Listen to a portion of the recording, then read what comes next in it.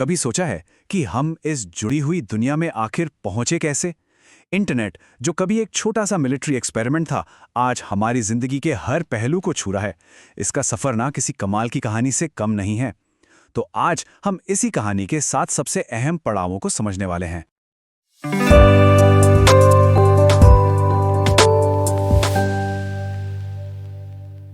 हम सब हर रोज इंटरनेट का इस्तेमाल करते हैं, पर क्या हो अगर मैं कहूं कि ये तो अभी बस शुरुआत है। जी हाँ, इसके जो सबसे क्रांतिकारी बदलाव हैं वो तो शायद अभी आने बाकी हैं।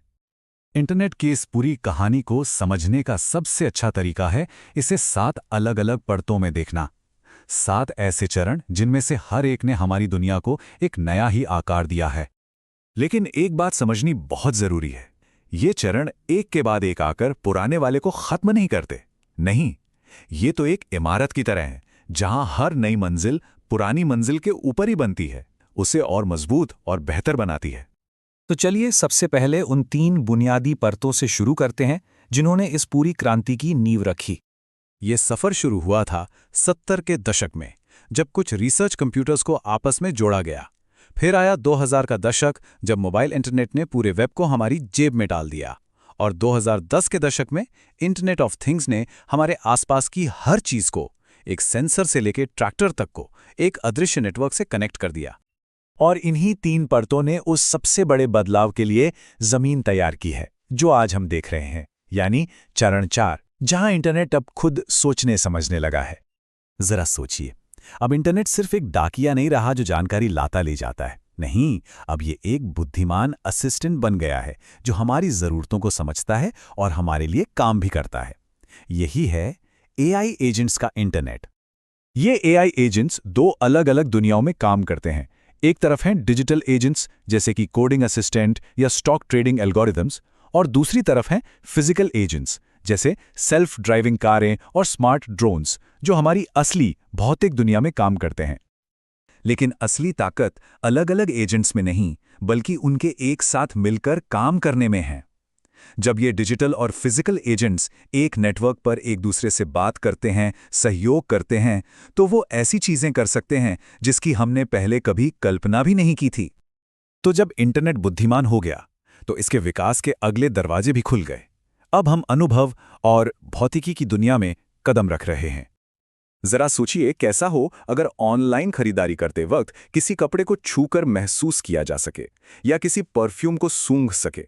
चरण 5 यानी इंटरनेट ऑफ सेंसेस इसी सपने को हकीकत बनाने की कोशिश कर रहा है। लेकिन इन सभी अनुभवों के लिए एक चीज सबसे ज्यादा जरूरी है, वो है हर जगह हर समय मिलने वाली कनेक्टिविटी। चरण 6 इसी जरूरत को पूरा करता है। चाहे कोई दूर दराज के गांव में हो या खुले समुंदर में, ये जमीनी नेटवर्क्स, सैटेलाइट और दूसरे प्लेटफॉर्म्स को मिलाकर ये पक्का करता है कि कनेक्शन हमेशा बना रहे।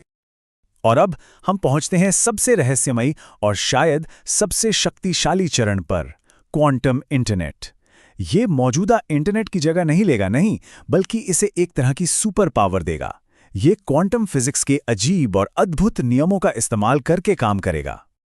इसे ऐसे समझते हैं, आज का इंटरनेट बिट्स पर काम करता है, जो या तो 0 हो सकते हैं या 1, लेकिन क्वांटम इंटरनेट क्यूबिट्स का इस्तेमाल करता है, जो एक ही समय में 0 और 1 दोनों हो सकते हैं।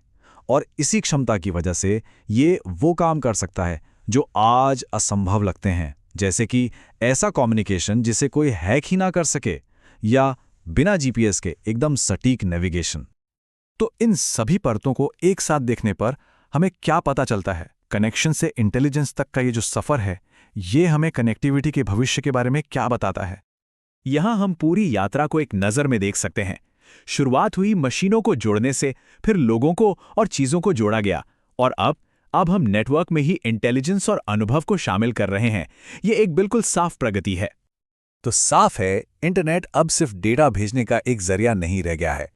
ये एक इंटेलिजेंट, एक लचीला ढांचा बन रहा है जो हमारी पूरी दुनिया को एक साथ बुन रहा है। जैसा कि कहा गया है, एआई के युग में कनेक्टिविटी सिर्फ एक नींव नहीं है, ये तेजी से खुद इंटेलिजेंस बनती जा रही है। इसका मतलब है कि हमारा नेटवर्क अब एक वैश्विक मस्तिष्क, एक ग्लोबल ब्रेन की तरह विकसित हो रहा है।